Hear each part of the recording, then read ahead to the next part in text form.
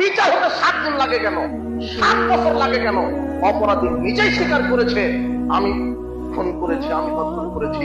বিচার হতে 1 ঘন্টা সময় লাগবে না, এর নাম বিচার। কথা বোঝা গেল না মনে হয়? সেই জন্য তো গণতন্ত্র আপনাকে ধোঁকা দিচ্ছে। মামলা হাইকোর্টে যাবে, হাইকোর্ট থেকে সুপ্রিম কোর্ট, তারপরে 7 বছর চলবে। এরপরে টাকার জোরে, ক্ষমতার জোরে প্রেসিডেন্ট বলে দিবে যে মাপ। তখন তো আপনার ধর্ষক চিন্তা করলো যে ধর্ষণ করলে তো বিচার হয় না। নেতৃত্বে থাকবে সৎ মানুষ, তাকওয়াশীল মানুষ, আর বিধান থাকবে কার? আপনার। ধর্ষণের বিচার কি জানেন? আল্লাহ বলেছেন আমার নেতাকে ঈমান নতুন ভাবে আনতে হবে। ও বলছে যে মধ্যযুগের ব্যাপার চলবে না, এখন আমরা আধুনিক। তো আপনি আধুনিক যুগ আছেন, ডিএনএ টেস্ট করতে 48 ঘন্টা লাগে কেন? ওটা তো 5 মিনিট লাগার কথা ছিল।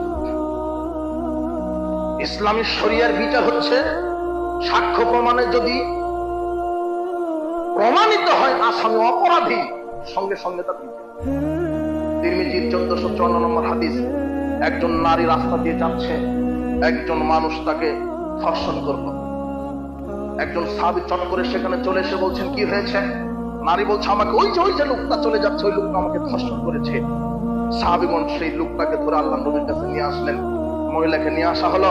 রাসূল সাল্লাল্লাহু আলাইহি ওয়াসাল্লাম মহিলাকে বলেন এই পুরুষ কি তোমাকে ধর্ষণ করেছে? বলে হ্যাঁ। রাসূল সাল্লাল্লাহু আলাইহি ওয়াসাল্লাম বলেন অমর পর্যন্ত গেড়ে দিয়ে রজম করে মেরে ফেলে দাও। যখন সাক্ষ্য প্রমাণে হয়ে গেছে তখন। কথা বোঝা গেল না মনে হয়? আর 7 দিন 7 বছর লাগবে না। এটা হলো ইসলামী শরিয়ত। আর এটা করতে হবে জনগণের সামনে। একটা করে দেখেন ধর্ষণ বন্ধ হয়ে যাবে, একটা করে দেখেন জাতির সামনে।